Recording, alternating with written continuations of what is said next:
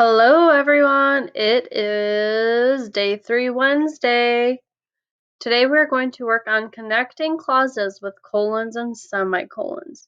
Today's is kind of tricky, but I think I've given you quite a few hints on this PowerPoint that can really help.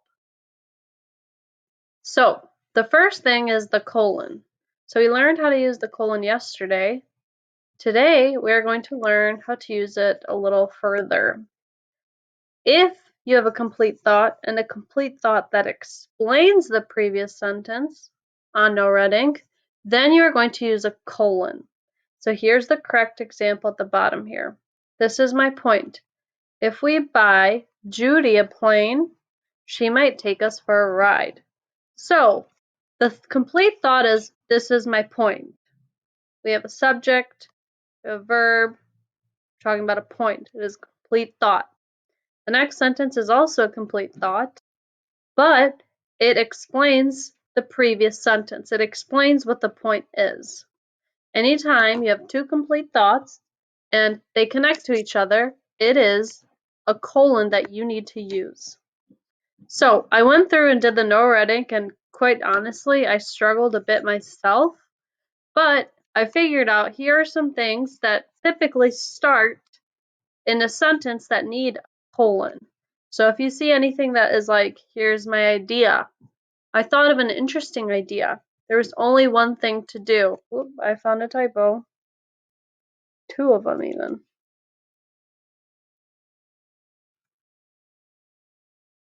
Sorry about that. There is only one thing to do. The plan sounded fun. Here is my point. This is the problem. So all of these sound like there's something coming after them. So anytime you have a complete thought, then you need a colon because the sentence that comes after is also going to be a complete thought, but it's going to relate back to the original complete thought, such as here is my idea or this is the problem. So anytime you have this, you are going to use a colon. When I have no red ink up, I always make sure I have my PowerPoint open next to it. I always go back and forth to my PowerPoint, back to NoRedInk for clues. It is okay to do that. Next we have the semicolon. We haven't used this yet this year. We are going to use a semicolon when we have a complete thought plus a completely new related idea. So we have Karina is a great leader. That is a complete sentence. Then we have I will vote for her for president. It is a new idea because it's talking about, the first sentence is talking about somebody being a great leader. The second sentence is talking about voting for president. They're kind of connected. However, it really is a new idea. So when you have a new related idea, you're going to use a semicolon.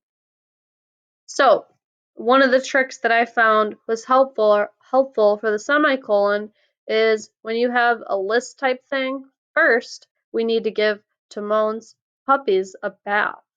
What are we going to do? Give the puppies a bath. Second, we will dress them up in tiny sweaters. Next, you're going to dress them up in tiny sweaters. So first bath, then sweaters. Those are two related ideas, but they're two totally different ideas. They're still two complete thoughts, but they're different related ideas. So I think those two clues will really help you determining whether to use a colon or a semicolon. Now, I really hope you're watching this video, because if you are not, when you get to the third level, you are going to have a pretty tough time. If you're like me and sometimes totally avoid reading directions, then you will not see that it is asking you to fix both the colon or semicolon and capitalization. If that is the case, for the third level, make sure you always uncapitalize anything that comes after the colon and the semicolon. I repeat, uncapitalize anything after the colon and semicolon. Because I kept getting this wrong and I'm like, what is going on? I'm using the correct one.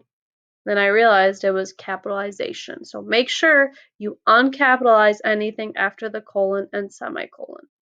Now, I'm going to switch screens to NoRedInk.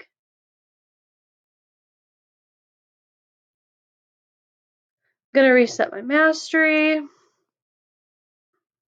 Uh-oh. Go back. We are working on connecting clauses with colons and semicolons. Nope. Just kidding. I go to preview. Mine's different than yours.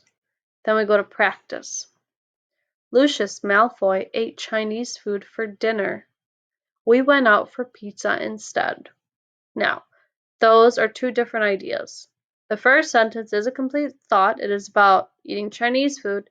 The second is going out for pizza instead. Two different ideas, kind of related because they're both about food. Therefore, we use a semicolon. I'm going to leave that as is. Gail Hawthorne made a good point. How do we know the wooden plane can fly if we've never actually tested it? So this first part is talking about making a good point.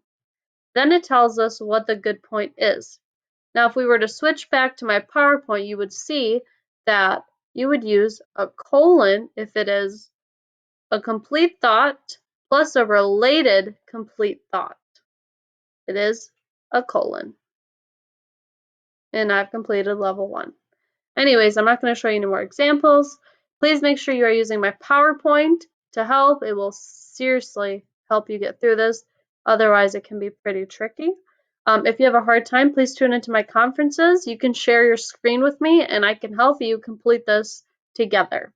Good luck and I'll see you tomorrow. Bye-bye.